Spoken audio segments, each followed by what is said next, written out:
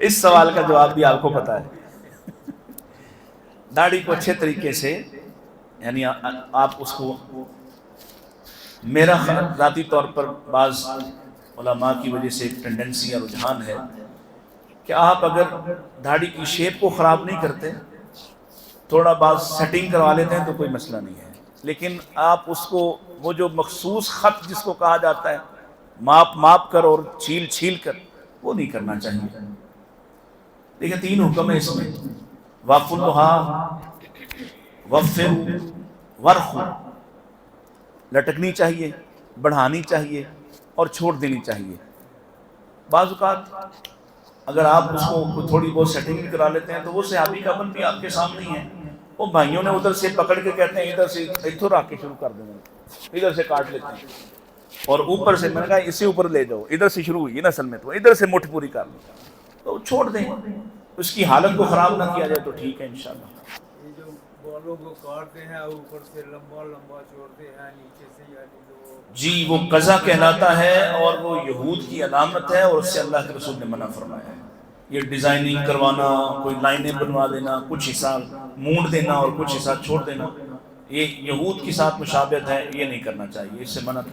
بلکہ کوئی بھی ایسی علامت یا کوئی بھی ایسی مشابہت جو کسی قوم کی ساتھ اس کی مشابہت اختیار کروائے وہ نہیں کرنا. مثال کے طور پر اگر بالیاں پہن کے اور مخصوص بال اور بالوں کے مخصوص رنگ کر کے عیسائیوں اور یہودیوں کے بچے آپ کو نظر آتے ہیں تو مسلمانوں کے بچوں کو اس سے الگ ہونا چاہیے.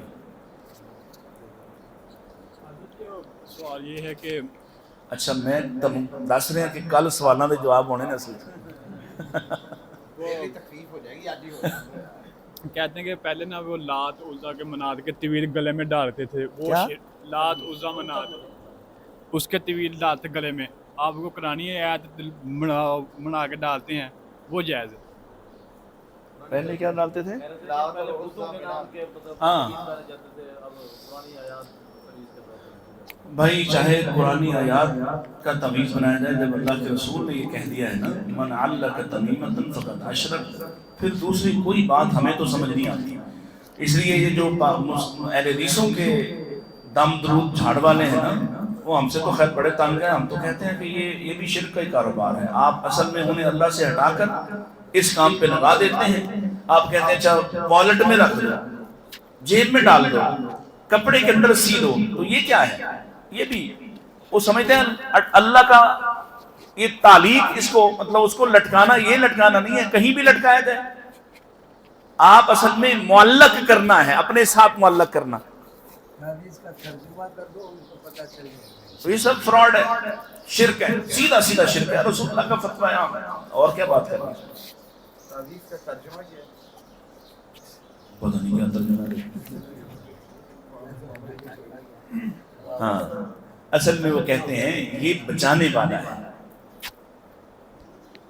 بچانے والا ہوتا ہے وہ نہیں. جب وہ بچانے والا تو اللہ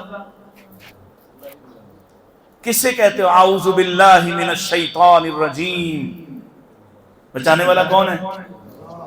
تو جب آپ تعویذ کو سمجھ رہے ہیں وہ بچانے والا ہے تو پھر آپ اصل میں اللہ کا حق کسی اور چیز کو دے رہے ہیں نا. ہاں جی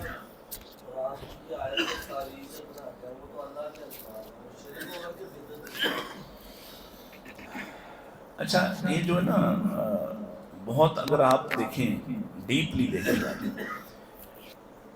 تو جس طرح کا شرک ہمارے معاشرے میں ہوتا ہے تقریباً ایسا ہی شرک عرب معاشرے میں ہوتا تھا. وہ اللہ کے انکاری نہیں تھے.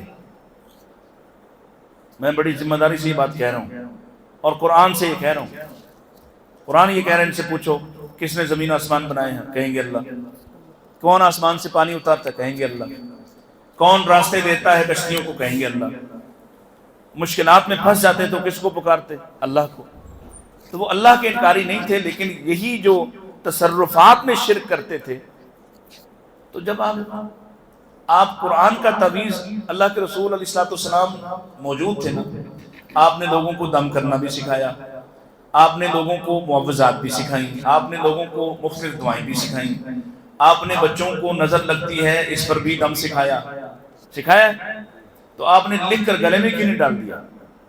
یہ کام آپ نے کیوں نہیں کیا؟ حالانکہ لکھنا تو آپ کے سامنے، آپ باقاعدہ خود لکھواتے تھے، قرآن مجید سارے کا سارا لکھوایا ہے، تو آپ نے کیوں نہیں کہا بھئی یہ شفا، یہ تعویذ میری طرف سے؟ باقی ہر چیز میں سنت مل جاتی ہے تو تعویذ میں کیوں نہیں ملتی؟ آپ کو لگتا ہے کہ اللہ کے رسول معاذ اللہ بھول گئے ہوں گے؟